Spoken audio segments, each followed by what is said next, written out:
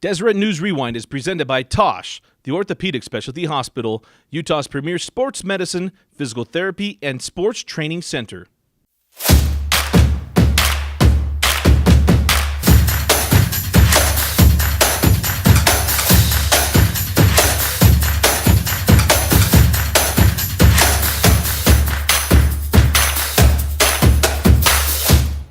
Welcome into Tiger Rewind on Deseret News Rewind on DeseretNews.com, presented by Tosh Orthopedic Specialty Hospital and brought to you by the Utah Army National Guard. And every week we're going to be talking about the Wasatch Academy Tigers. Why? The number 2 ranked team in the country, according to Max Preps and other publications, all in the top 10, top 15 in the country, play right here in the state of Utah. And not only that, to kind of remove some of the stigma of what this program is about, we want you to learn this unique stories about these kids.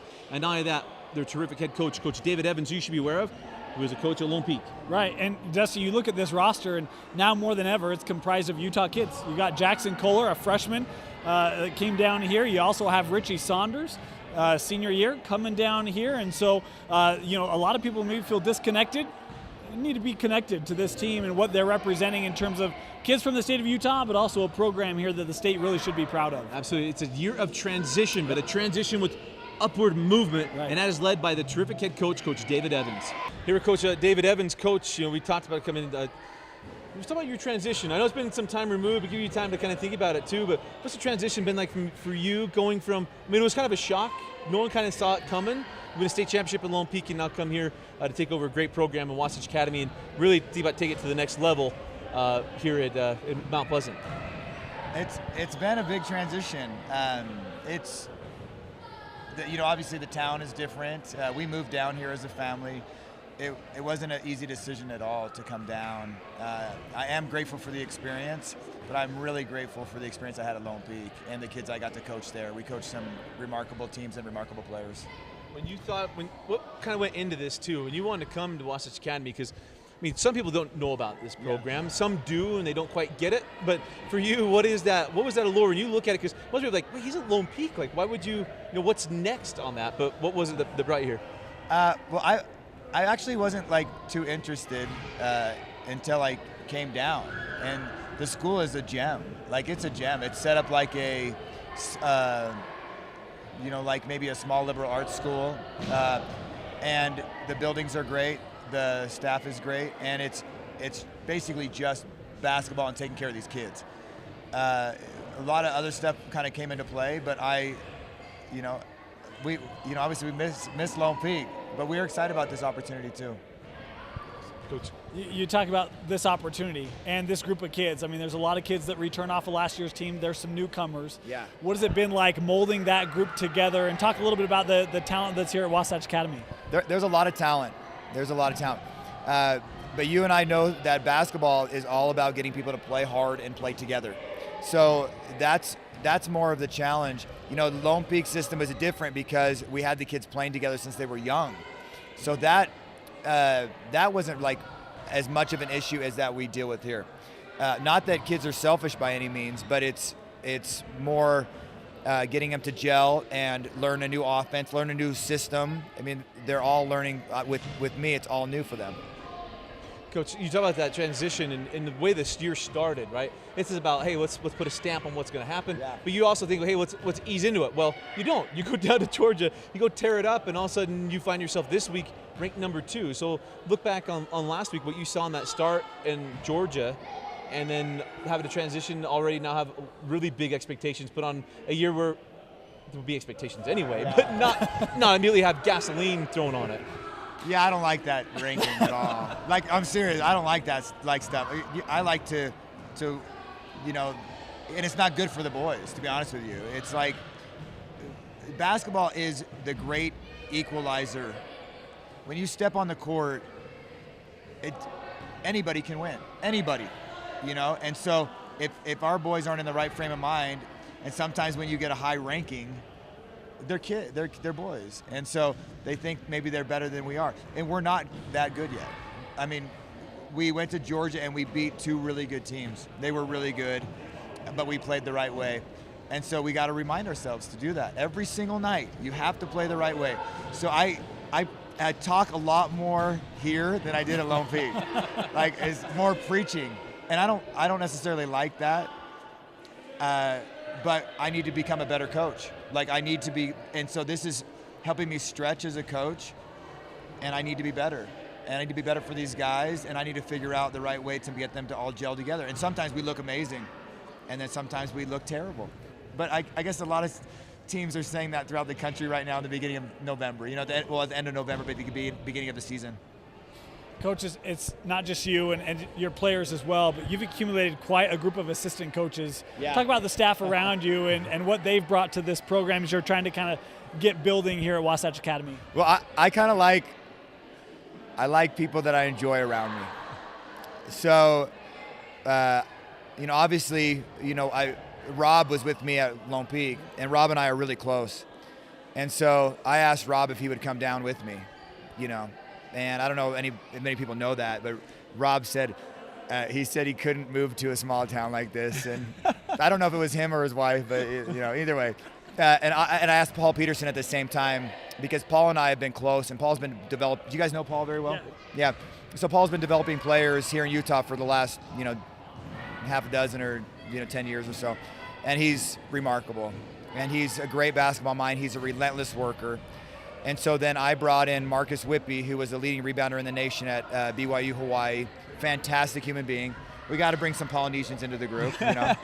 And then AJ was a intern here last year, and he has been such a blessing to have, and so supportive, and he's been really, really good. He played at Long Beach State, and so the admin came to me and asked me about like taking this to another level, and you guys have met Jim, and Jim Detchen is remarkable at marketing. At our website's unbelievable. I mean, so if we can get our basketball program to match Jim's vision, we're going to be pretty good. And it's a great vision, and that always starts with guys, Yeah, right? You got to have the bet. right ones. Let's talk about some of the guys. Trey Williams, young man from the Dallas Metroplex area, commit to Minnesota. Talk about what you see in him, what he brings to this team, and what he's brought earlier in the year. So Trey is a really good athlete, good, smart basketball player, but he has an edge to him that I really like. You know, if I need him to shut somebody down, like in Atlanta, we played a really good Meadow Creek team, and they had a really good scorer that had signed at Temple. And so I say, Trey, this is your responsibility. And Trey takes it to heart, and he did a great job. And he does that every night. Yeah. And then you look at someone like Tristan Enaruna. Yeah. I mean, he comes at night, gets offered by Kansas, Coach Bill Self. What does he bring to you guys? Because, you know, when we talk to your coach, said, hey, well, you guys need a bucket. Where's it going? And he's like, going to Tristan. Yeah. What does it mean to have a guy like him and his talent level? So Tristan has a remarkable skill set, and he's really long, and he's becoming a great defender, along with a really good scorer. So his growth has been incredible, because he didn't play much last year, and then he wasn't on the AAU circuit. So this is all a little bit new to him, and especially the recruiting. I mean, his recruiting has blown up like crazy, but he's handling it well. Just like everything else, though, we got to all improve in every aspect of the game, not just our skill, but our work ethic and playing together as a group. Maybe one more young man, just to give you a moment to talk about, an in-state kid, Richie Saunders. What has he brought to this unit, his first year down here? What has he brought to this team? Richie may be one of the best shooters I've ever coached. He needs no room, and he's a fantastic kid. It's been interesting. His recruiting has been interesting too, because he got offered from BYU as a freshman, and then he came here, and his recruiting has blown up like crazy. Like the tournament in Georgia, he was incredible. He's incredible, and he works so hard on his craft. There's a few kids on the team that we go early mornings a lot, but the mornings that we don't go, Madi and Richie, then a couple of the other kids are always calling, say, hey, can you come work me out? Come work me out. And it's fantastic. And I mean, Richie's going to go really far because of his work ethic. Hey, Coach, you had 2 games this week in state, but you also get to stay home after that trip to Georgia before you start some of the the three-ring circus that goes around the country, right? It's crazy. But talk about what it's like for you to go to the Vivint Shootout. I mean, you're going to be taking on a team from Virginia, but not only that, a team that I know. I watched the game last year. Maybe not very few teams get some comeuppance, and Richland got to Wasatch Academy a year ago. And maybe it's not usual to have a revenge game, but certainly Richland's sitting there in the number 2 game there this week at Vivint. Yeah, I mean, I obviously don't want to overlook the South County, Virginia team. They're very good. They won the state last year, and that'll be a really, really difficult game for us. The Richland team, I watched part of that game last year, and they were very sound. They moved the ball well. They shot the ball well. They had a really good big guy. And so, I think the boys will be ready for that one, hopefully. So it'll be fun. It'll be fun to go back and play at that stage. And we don't know who our third game is yet, but it'll be fun. We've got to play well our first 2 games to sneak it through to the third. Well, every week we try to make you as uncomfortable as possible and some others, and do stuff you don't like to do, which is talk about yourself and where we're going. Yeah, but the boys are great. The school is fantastic. I mean, the people that haven't been down here really need to come and see what this place is about. It's the academics is incredible. So all my kids are going to school now here. I have 3 kids that go to school here, and then my other 2 go up to North St. Pete. So, yeah, it's been really cool. Awesome. We're excited. First week getting a little Tiger Rewind, as we're calling it. Get you guys going. We appreciate you guys doing this. Yeah, we love it, and we'll look forward to seeing you next week. Okay, great. Thank you.